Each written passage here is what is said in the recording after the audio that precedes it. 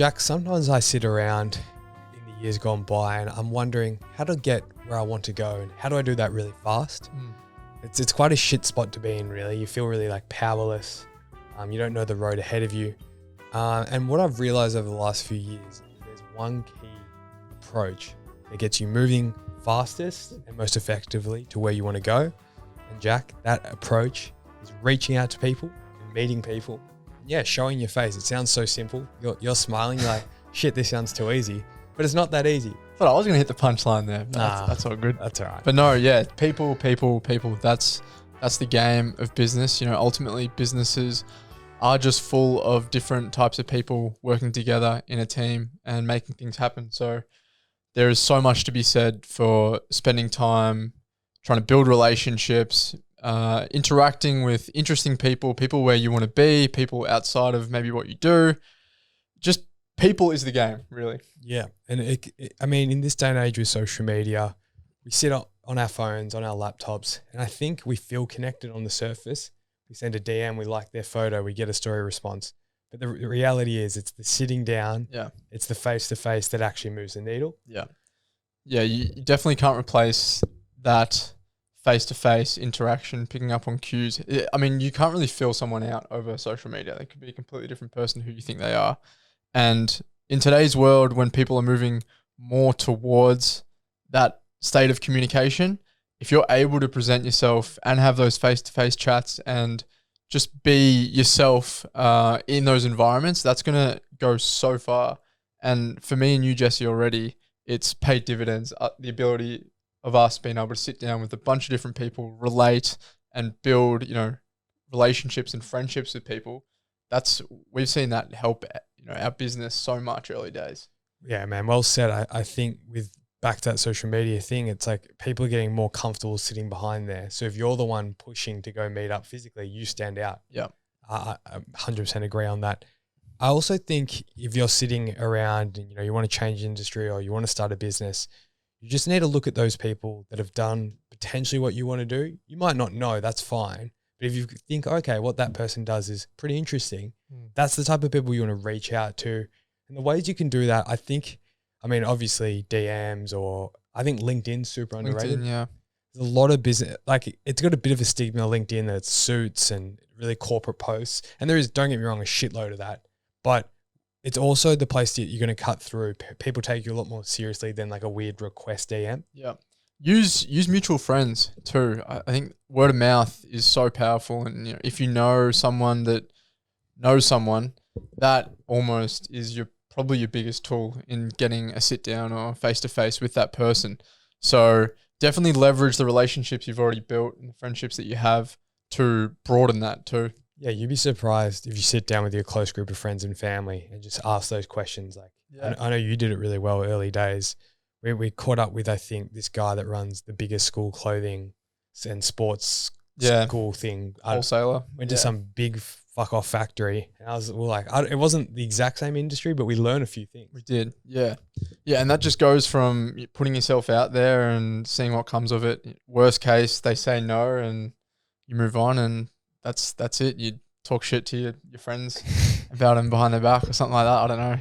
Everyone's different. You'd be surprised how rarely people say no, though. Yeah. Because I think people's reputation is always more important than like anything. So people love catching up, showing that they're a good person. I think that's a really deep, intrinsic thing in humanity.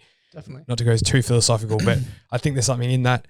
I also think there's something in how sitting down with people, me personally, sometimes it just opens up ideas that I was so closed off to.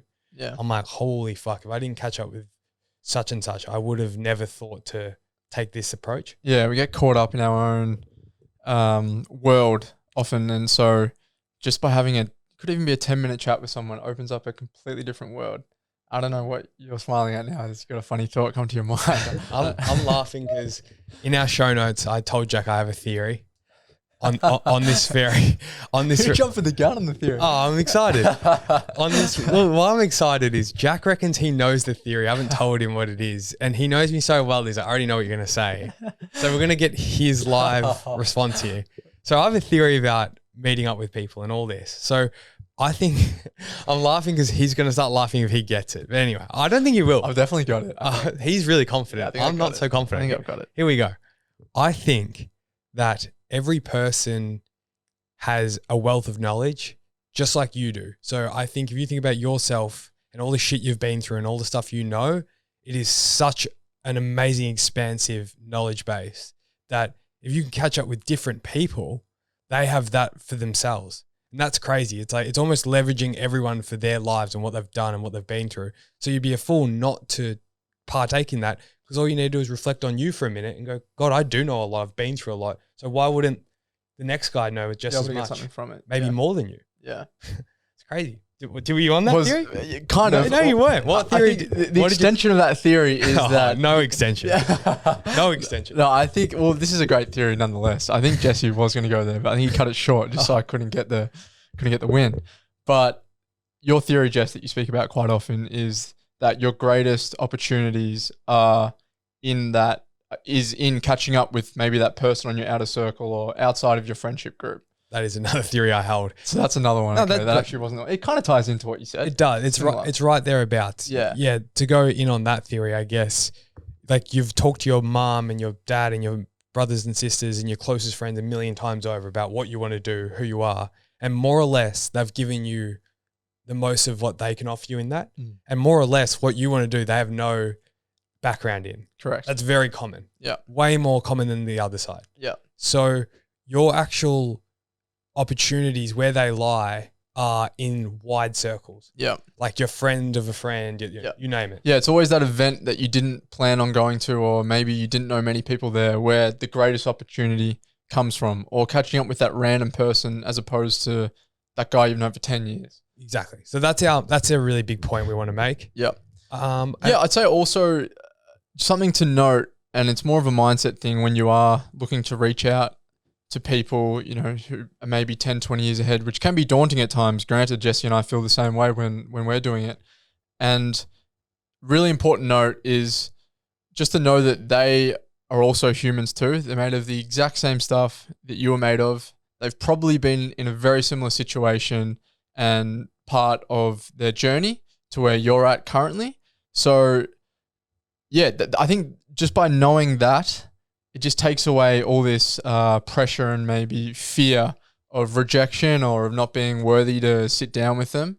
And back to Jesse's point earlier, people are going to be really much more willing than you would think to actually catch up and give their time and give you the time of day. So yeah, I think that helps Jesse and I quite a bit when we are reaching out to that person with 30 plus years more experience than us.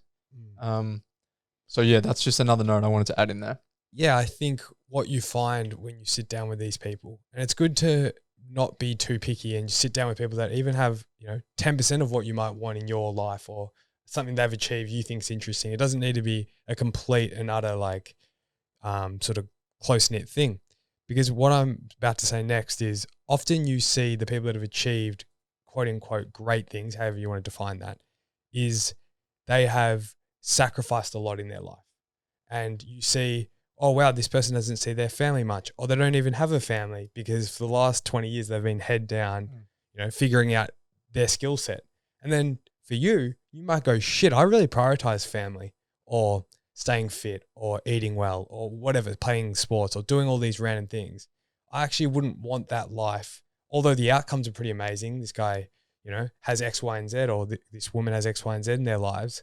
You can also go a bit deeper when you see and meet the person. Back to what you said, you get a real sense of them. I think it comes down to look, taste, smell. The 5 senses are a huge indicator as well. I suppose a lot of perspective that you wouldn't have had you not taken the time to catch up with that person. Yeah, I mean, everyone on social media is looking $1 million. Yeah. These filters are making everyone look great. But if this guy hasn't slept in 4 days when you catch up with him and, he's fallen asleep at the table trying to tell you things, that you probably get a clearer understanding. Yeah, that might not be what you want for your life. So, yeah. We've seen a bit of that. Like sometimes, and don't get me wrong, that's the negative side. The positive side, you going, holy shit, there's a mentor of ours that has an incredible family. He's lived overseas for 20, 30 years. He goes rock climbing and all this crazy shit. And I'm just like, I'm so fascinated about what he's achieved, right? So sometimes it opens you up more to different parts of yourself. Yeah, I think there's only positives that you can take from it, however you want to look at it. So guys, we would just urge you to just put yourself out there, really. People. That is business. It's helped us so much so far. And I think there's something to be said for being able to relate and talk to lots of different types of people. Ultimately in business, you're going to come across a lot of different types of people, 100%. A lot of characters, a lot of people that you might not go and catch up with on the weekend, but being able to communicate and relate to those people is a superpower, I think. Absolutely. And as Jack said, we urge you to get out there, catch up. We urge you to leave 5 stars on the podcast. I knew that would get him. Guys, if you're too shy to get out there, that's fine. But we're going to absolutely not. Just sit behind that phone and just give us 5 stars. Correct. That's a lot easier. Because if you're staying home, you've got time to review this podcast. So I'm either seeing you out in the public meeting people, or I'm seeing you review the podcast. It's one or the other, or it's both. Guys, thanks for listening.